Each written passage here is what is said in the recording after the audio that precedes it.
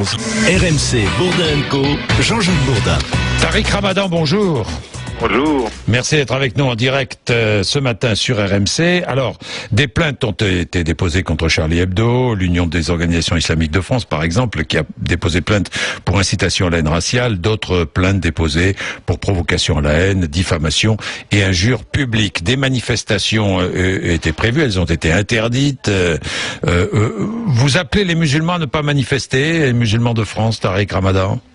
Oui, moi j'appelle d'abord à ne pas poursuivre en justice Charlie Hebdo. Je pense ça ne sert à rien, c'est ce qu'ils veulent, ils seront dans le droit des victimes, et puis il faut surtout pas manifester.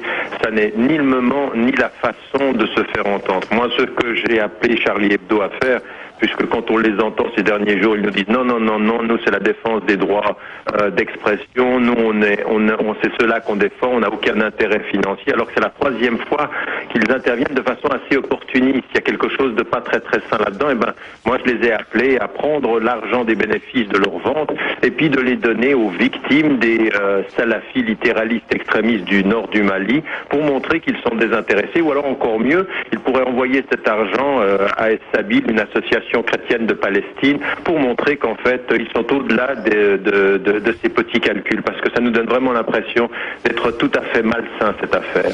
Bien, vous dites aux responsables de Charlie Hebdo, donnez l'argent que vous récoltez grâce aux ventes effectivement aux victimes du nord du Mali. Je vais parler du nord du Mali tout à l'heure entre 8h et 8h30. Tiens, à propos du nord du Mali, les exactions qui sont commises n'ont rien à voir avec l'islam ou pas, Tariq Ramadan? Et qu'est-ce qu'il faut? J'ai vu que les pays d'Afrique sous couvert de l'ONU pourraient intervenir. La France apporterait un soutien logistique. Quelle est votre position? Écoutez, ma position, c'est que ceci est une trahison des principes de l'islam, que ce sont des mouvements qui sont non seulement littéralistes mais extrémistes, et qui sont en train de donner, non pas une image, mais c'est vraiment une trahison. Il faut de ce point de vue-là que la conscience musulmane... Moi, j'ai fait un appel à la conscience musulmane contemporaine pour les savants, les intellectuels, les étudiants, qu'ils prennent la parole et qu'ils disent ce qui est en train de se passer dans les rues des sociétés majoritairement musulmanes. C'est de l'émotion, c'est pas islamique, cette violence, tuer des ambassadeurs, ça ne va pas. Et ce qui se passe au Nord Mali maintenant, avec des mouvements qui sont des mouvements salafis littéralistes et qui disent appliquer le code pénal islamique, ça c'est de la trahison. Il faut le condamner, ça ne peut pas être acceptable. Et vous voyez, ce que j'aimerais dire, c'est que quand même les choses sont liées, parce que les salafis qui sont là-bas, comme certains groupes salafis qu'on a en France, et puis qu'on peut appeler aussi aux manifestations, comme ceux qui ont appelé les premiers aux manifestations en Égypte, puis en Libye, puis en Tunisie, qui déstabilisent la société, ce sont des salafis dont il y a quelques années, ils n'entraient pas dans le champ politique. Tout à coup, maintenant, ils entrent dans le champ politique et ils s'allient parfois à des extrémistes, parfois ils jouent la surenchère religieuse pour déstabiliser le pays. Eux, il faut qu'on ait un discours très clair, mais il faut aussi qu'on ait un discours très clair devant ceux qui les financent, parce que malheureusement, l'Arabie Saoudite, tout le Qatar, les organisations de ces pays-là financent ces groupements-là. Et ils les financent. Donc, on ne peut pas, aux États-Unis, comme en France, comme d'ailleurs en Europe, être l'allié objectif de pétromonarchies qui protègent nos intérêts, alors qu'en même temps, ces pays, par leur organisation, financent des groupements qui sont des groupements littéralistes, qui ensuite interviennent contre nos intérêts. Il y a quelque chose qui ne joue pas. Il faut choisir ses amis. Il faut avoir une ligne extrêmement claire de dire ceci n'est pas la bonne interprétation de l'islam, mais il faut aussi qu'en amont, on travaille vers ceux qui financent. Alors, l'Organisation de la coopération islamique, l'OCI, qui regroupe 57 États du monde musulman, l'OCI veut faire inscrire le blasphème dans le droit international. Bonne idée ou pas? Non, je pense que ça c'est une mauvaise idée. Je pense que ce n'est absolument pas la bonne réponse. Vous savez, on ne fera rien par le droit de cette façon-là, le blasphème ou interdire aux gens de parler.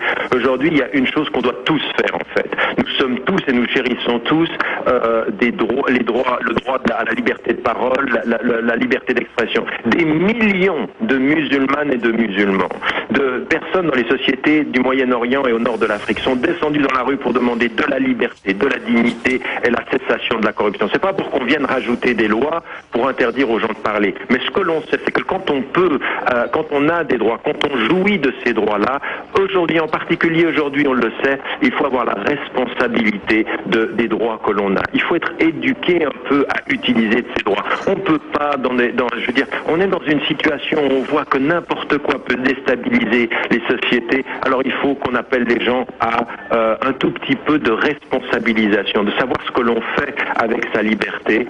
Et vous savez, encore une fois, dans le sens de l'humour, j'ai un ami psychologue aux États-Unis et je répète tout le temps ceci parce que c'est tellement vrai. Il dit, vous savez, quand vous faites une blague vis-à-vis de quelqu'un et puis que vous êtes le seul à rire, eh ben c'est pas une blague, ça ne vous fait que rire vous. Et dans une société dans laquelle dans la civilisation dans laquelle on est, on se permet d'utiliser les nobles valeurs de la liberté d'expression et on moque des gens pour qui le sacré, c'est ce qui leur permet de survivre par rapport à la corruption, par rapport au chômage, par rapport au fait que leur vie, c'est de la survie, et nous, on se moque et on pense qu'on a le droit. Ça, je suis désolé, ça, c'est du sens de l'humour et de la provocation de nantis, de gens qui ne regardent pas la société.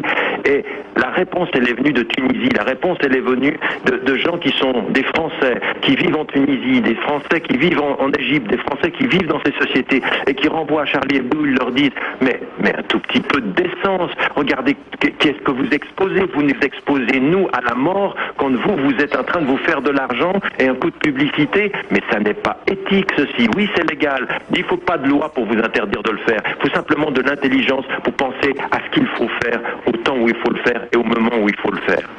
Merci Tariq Ramadan, merci à vous. 7h46, vous réagissez, 3216 rmc.fr. D'accord, pas d'accord avec ce qui vient d'être dit. Eh bien ici, vous savez qu'on parle librement entre 9h et 10h tout à l'heure. Je sais que les appels seront très nombreux sur de très nombreux